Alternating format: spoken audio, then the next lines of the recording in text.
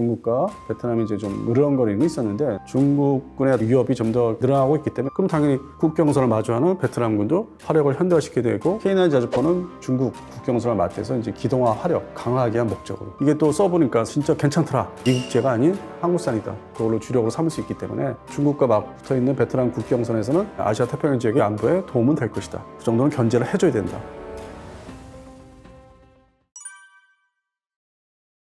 당연히 이제 중국 입장에서는 이제 국경선을 또 맞대고 있는 나라이기 때문에 여러 나라 중에 하나이기 때문에 얘네들이 현대화를 한다고 가뜩이나 뭐 이제 한반도 중심에 아니면 양안 사태, 대만 향해서 거기에 이제 인도까지 있었는데 여기까지 베트남까지 이 국경선에서 전력을 강화하고 있고 그다음에 이제 지금 아무도 얘기 안 하고 있는 상태지만은 국제 정세가 이제 10년 단위로 바뀌는데 그때 따라서 잠재적으로 또 러시아도 사실 신경 쓰이거든요. 역사적으로 다 있기 때문에 흐름이 뭐 좋을 땐 또 가까울 땐 뭐 되게 상당히 가까웠지만은 또 이게 앞으로 이제 푸틴이 예를 들어서 뭐 나이가 있으니까 뭐 이쪽에 시진핑 들어오고 다음 그 정부가 들어서고 하면은 또 급격히 나빠질 수 있어요. 그 사람들 성향들에 따라서. 거기에 이제 가세를 베트남이 또 한 거죠. 79년도 중월 전쟁이라고 하죠. 이런 이제 지상전. 주로 이제 베트남 쪽은 미군이 남겨간 이제 옛날 그 구형 무기들 가지고 또 활용해서 화력을 또 발휘했는데 그 당시에 중공군은 인해 전술만 생각해서 또 이 피해를 많이 받았던 화력 중심보다는 인해 전술로. 그래서 그런 측면에서 이제 교훈들이 서로 있었고 현재 중국군은 상당히 현대화됐죠. 지상군 역시. 반면에 베트남은 이제 이 냉전이 끝난 이후로 서구 측하고 가깝게 해서 돈 벌어먹는 재미가 들린 거를 편승을 했죠. 그래서 거기에 집중하다 보니까 군사력을 상당히 감축을 했어요. 그 전투기부터 해서 시대에 걸맞지 않는 뭐 미그 21 전투기는 뭐 베트남 전 때는 활약했지만은 미래 지향적 보면 이건 필요 없는 전투기라서 뭐 대규모로 없애버리고 반면에 이제 국경 쪽에서는 이렇게 뭐 잠재적으로 이제 중국과 베트남이 이제 좀 으르렁거리는 게 있었는데 더 문제는 이제 바다쪽. 중국군의 국경에서의 위협이 좀 더 늘어나고 있기 때문에 왜냐하면 무기가 중국 육군도 자꾸 이제 현대화가 돼서 기존에 예를 들어서 59식 전차 개량령을 사용하는데 그게 상당히 아직도 많거든요. 중국군에 워낙 뭐 땅덩이 넓고 부대가 많으니까 그러니까 그것까지 현대화되면 뭐 99식 개량령으로 교체가 되면은 미군의 어떤 단일화된 무기체계 아주 효율적인 무기체계처럼 업그레이드 되기 때문에 그럴 날이 이제 올 것 같고 그럼 당연히 국경선을 마주하는 베트남군도 화력을 현대화시키게 되고 그래서 해상 쪽에 전력이 좀 모자라다 보니까 대한민국에서 이제 얘기가 돼서 넘겨받은 게 이제 포항급 초기함. 뭐 이번에도 또 한 척 더 넘긴다고 협약을 맺었다고 하더라고요. 물론 우리는 이제 포항급을 이제 수출해서 장기적으로 이제 한국형 호위함이라든지 뭐 태국이나 필리핀처럼 수출해 왔던 그 기반을 닦는 건 참 좋은 거고. 그리고 이제 동시에 K9 자주포는 중국 국경선을 맞대서 이제 기동화 화력 강화하기 위한 목적으로 전반적으로 이제 이 베트남 육군이 뭐 보유수는 이것저것 뭐 전차를 포함해서 많은데 이게 어느덧 시간이 흘러와서 구형화됐어요. 그리고 이제 신형 그 전차나 도입을 하려면은 러시아한테 좀 많이 의존을 했는데 지금 러우 전쟁 공장이 이제 우선순위가 자기들 그 자국군한테 이제 보급하는 게 우선이기 때문에 발주하기 어렵고 어려운 상황에 마주하다 보니까 결국에는 이제 다른 나라에서 도입을 해야 된다. 그렇다고 곧바로 뭐 미국제 뭐 화력들을 도입하기는 좀 아직은 찜찜하다. 서로가 이제 미국이나 뭐 베트남이나 그러다 보니까 이제 서방 측 무기로 좀 넘어가야 되겠다. 2호나 3호나 해야 되겠다. 뭐 태국이 중국제 무기 도입하는 것처럼. 그래서 이제 찾아보니까 관계가 베트남전 끝날 이래로 그래도 격하게 으르렁거리지 않고 뭐 외교적으로 이렇게 뭐 험하게 얘기하지 않은 대한민국하고 관계가 유지가 되고 있었고 꾸준하게. 그다음에 이제 베트남 사람들이 많이 한국에 와서 자리를 잡고 그런 측면에서는 좀 이렇게 어느 정도 이렇게 잘 정리가 된 거죠. 그래서 그게 이제 궁극적으로 이제 이런 방산까지 이제 협력에 이어지는 거고. 그래서 현재 K9 자주포가 1차 발주고 단기적으로는 108문까지 얘기를 하더라고요. 근데 이게 또 써보니까 사용해보니까 진짜 괜찮더라. 그러면 그 이후에 뭐 2차, 3차 발주가 이어질 수 있어요. 그걸로 주력으로 삼을 수 있기 때문에. 그럼 순수하게 방산업체 입장에서는 좋죠. 더 팔 수 있는 거니까. 그래서 그런 외형적인 측면에서는 저도 상당히 반가웠는데 한편으로는 이 베트남 군부가 근본적으로 공산 정부이기 때문에 북한군과도 협력을 꾸준하게 또 이어가는 거고. 그러면 이제 데이터 기반, 소위 숫자 같은 거나 이제 단어 기반으로 찾아보면은 북한제 6호급 잠수정을 도입을 했었고, 지금은 이제 뭐 노화돼서 뭐 사실상 사용 못 한다고 하는데, 그 다음에 무엇보다도 이제 화성 시리즈, 소위 액체 연료 기반의 뭐 스커드, 북한제, 이거를 또 별도로 도입을 했었고, 그래서 북한 방산하고는 계속 이게 지속적으로 이어지는 것 같더라고요. 그래서 그런 게 좀 찜찜한 거죠. 동시에 투트랙으로 우리한테도 이제 무기를 사겠다. 발주를 한 거고, K9 자주포를. 그래서 그런 측면에서는 이거 어떻게 생각해야 되나? 저부터, 이게 기술 유출이라는 게 될 수 있다고 보고는 있거든요. 그래서 그런 측면에서는 이번 기회가 이게 기회인지 아직은 좀 찜찜한 게 남아 있습니다. 이게 이제 기술 정보 유출이 아주 공식적으로 대놓고 하는 게 아니라 간단한 첩보 전이를 할 수 있어요. 어떤 게 있냐면은 사례가 베트남에 와 있는 그 엔지니어 계통, 이 포병 출신의 무관이 이제 와서 한 명도 아닌 뭐 여러 명을 이제 거기다 근무를 시키면은 파견해서 그럼 그 사람들이 일반 직원을 통해서 북한의 외무성이라 할 수 있는 통해서 이제 베트남의 그 해당되는 부분에 교관 쪽이나 장교들을 이제 섭외 접촉을 해요. 처음에는 뭐 밥 먹고 서로 뭔지 뭐 일반적인 얘기하다가 그럼 친해지면은 금전이 이제 좀 오갈 수 있어요. 북한 쪽에서 줄 수 있어요. 그러면서 그런 이제 교범 있죠. K9 자주포의 교범, 운영 교범. 그러면 그게 뭐 한두 번이 아닐 거 아니에요. 그럼 여러 차례 걸쳐서 친해지면서 그거를 금전적인 대가로 받을 수 있는데 그거를 대놓고 어디 가져가서 복사할 수 있는 개념도 아니고 그러다 보면은 이제 촬영이죠.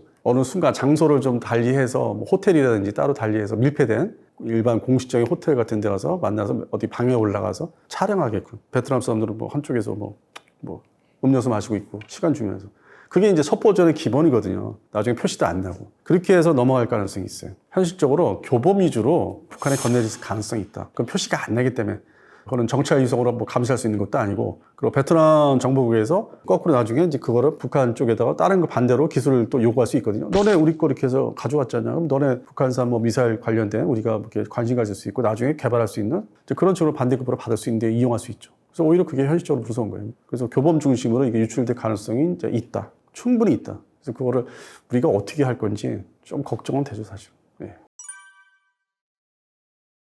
일단 이제 베트남 군이 이제 이게 합했잖아요. 남베트남, 북베트남. 그러면서 이제 미국제 무기가 상당 부분 이제 자기들이 입수를 했는데 이 미국이 사람들이 잘 그 얘기를 안 하고 자꾸 좀 편향된 얘기들을 하시는 게 미국은 미리 이제 이거 버리고 나온 개념이에요. 자기들이 이익이 없다고 생각해서 75년도, 2001년 8월 16일 다 버린 거예요, 저는. 제가 볼 때. 근데 무기는 평상시에 강력한 무기를 준 게 아니고 시간이 지나면 구식화되고 이미 자기들이 그거를 다시 회수해서 본토로 가져가 봤자 이게 하여튼 부담이 되는 거의 뭐 어디 창고에다가 놔둬야 되는 활용이 안 되는 무기였기 때문에 놓고 온 건데 그럼에도 베트남, 북베트남군이 그걸 접수한 상태에서 가동을 시켜보고 특히 이제 캄보디아 침공할 때 쓸만하네. 왜냐면 이제 접수한 지가 얼마 안 되기 때문에 가동이 이제 되는 거예요. 뭐 전체는 아니더라도 뭐 절반은 이제 가동이 돼서 그리고 그거를 운영하던 남베트남군의 어떤 엔지니어들을 또 이제 흡수를 해서 그거는 이제 전투에 내세우지 않더라도 이렇게 가동을 시켰었고 그러니까 괜찮았던 거예요. 그리고 또 이제 79년 중월 전쟁 거기도 동원을 했어요. 뭐 A-37 뭐 경공격기라든지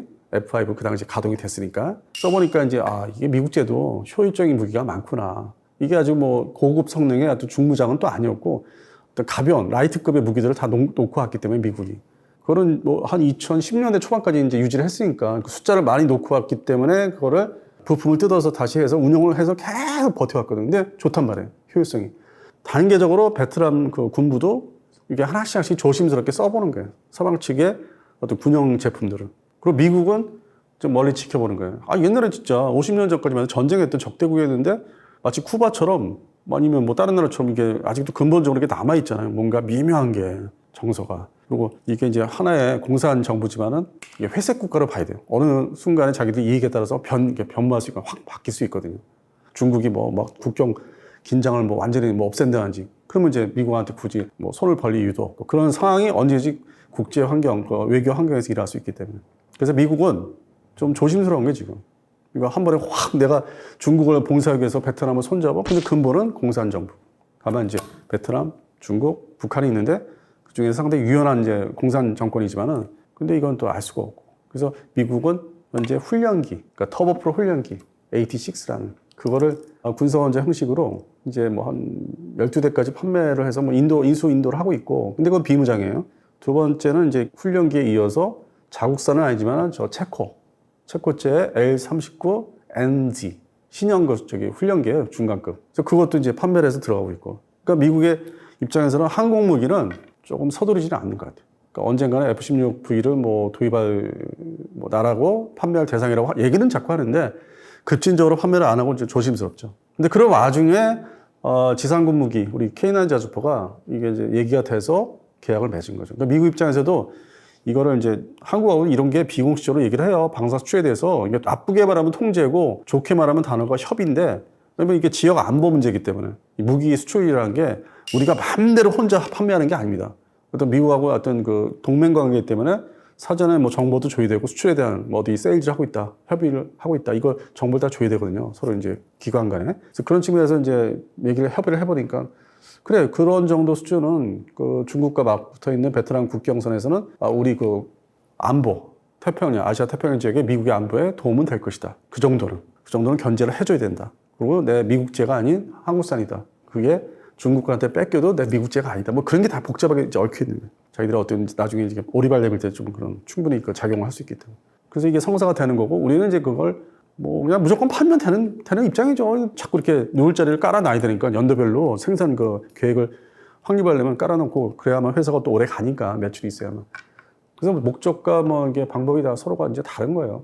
그 다음에 이제 좀 관건이 과연 이런 상태에서 전차 부분도 생각하고 있을까? 지금 의문이죠. 궁금한 게 전차 부분 어떻게 할 것인가? 전차 부분이 상당히 좀 노화되어 있기 때문에 옛날에 T54, 55 기반의 전차들이 이제 남아있기 때문에 근데 뭐 지금의 T54, 55, 62는 러우 전쟁에서 사실상 최전방에 싸우는 전차가 아니잖아요. 어쩌다 전차가 모자라면 후방에서 다시 동원하는 어떤 예비 전차 개념이기 때문에 그래서 과연 이제 KT 전차까지 나중에 뭐 좀 생각을 할 수 있을까? 그다음에 천무 계열은 또 다른 측면이 있죠. 다연자 로켓포이자 단거리 탄두탄을 발사할 수 있기 때문에 그 부분이 더 민감하긴 하죠. 바로 얘기될 것 같지는 않고. 그래서 자주포 중심으로 이 베트남 방산 협력은 계속 이어질 것 같고 좀 더 기대를 한다면 이제 해상 분야에서 우리가 포항급 초기함을 이제 이번에 세 번째 줄 예정인데 정비를 해서 그러다 보면 이제 자기들이 또 물건을 이제 사줘야 되는 것도 이제 어떤 좀 책임감도 있기 때문에 연안 호위함 FFG 시리즈 중에서 아마 충남급 그 FFG 3라고 하죠. 3나 4 그 정도를 생각할 수 있다. 왜냐면 거기에 들어와 있는 이제 무장 체계가 핵심이 이제 해공 미사일인데 함대고 이거는 이제 미국제라기보다는 이제 우리 대한민국 제품이기 때문에 미국도 뭐 부담이 없죠. 물론 이제 태국에 중국산 그 호위함에 거기다가 이제 뭐 미국제 시스페리오 같은 이렇게 장착한 건 있어요. 그러니까 결합, 혼합을 한 게 전투 체계도. 근데 그런 경우도 있지만 베트남하고 또 태국하고 오는 때 미국의 생각하는 평가가 좀 다르기 때문에 오히려 이제 한국 제품이 그걸 도와주는. 그래서 이제 호위함까지는 좀 생각하면 되지 않을까. 물론 잠수함은 이제 러시아제 킬러급이 이미 6척을 보유하고 있기 때문에 해상 그 방산 수출에 있어서는 뭐 잠수함보다는 이제 수상전함, 호위함 이걸 좀 그 다음 제품을 좀 바라보고 있습니다. 근데 근본적으로 미국이 냉전 시절부터 그다음에 탈냉전된 90년대 2000년대 대탈해전 기간 전통적으로 그 쭉 이어지는 기간에 이제 미국의 주력 자주포가 M109 시리즈죠. A6 팔라딘부터 좀 유명해지기 시작했고 그 전에 A5까지는 그렇게 뭐 유명하지 않았고 또 현대화 시킨 A6 그다음에 지금은 또 소폭 개량한 A7 팔라딘 두 종류인데 이게 근본적으로 기본 사거리가 짧더라고 20km 정도예요.